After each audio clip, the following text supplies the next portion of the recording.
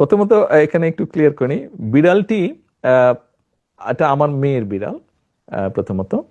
তো আহ, ও এখন অবশ্য সবারই হয়ে গেছে, আমরা সবাই ওকে আদর করি। বিষয়টি এরকম, শুধু বিড়াল নয়, আমরা যখন, আমি এবং আমার ভাই যখন ছোট ছিলাম, আমাদের একটি ছোট কুকুরও ছিল।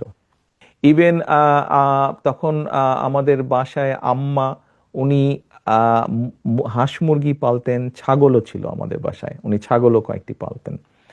তো স্বাভাবিকভাবেই আপনি যেই দৃষ্টিকোণ থেকেই বলেন, পোষা কুকুর বিড়ালই বলেন। ও বাই দ্য ওয়ে, কবুতরও ছিল আমাদের বাসায়।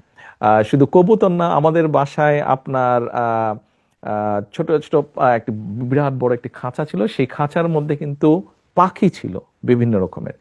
এবং আবার আরেকটি খাঁচা ছিল যেটার মধ্যে একটা ময়না ছিল। তো ময়নাটা আমরা বরিশাল থেকে এনেছিলাম। ও আবার বরিশালী ভাষায় কথাও বলতো, টুকটুক করে মাঝে মাঝে কিছু কিছু কথাও বলতো।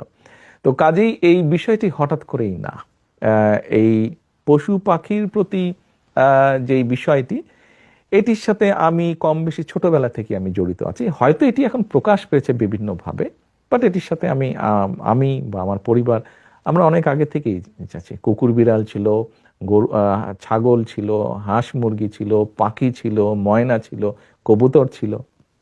ধর্মীয় দৃষ্টিকোণ থেকে যদি আমরা চিন্তা করি, মানুষ আমরা, আমাদেরকে আল্লাহ সৃষ্টির সেরা জীব হিসেবে তৈরি করেছেন।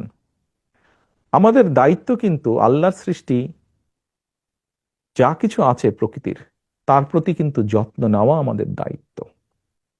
এটি একটি বিষয়। আর আমরা যদি মানবিক দৃষ্টিকোণ অথবা আমরা যদি নেচার থেকেও বিষয়টি দেখি,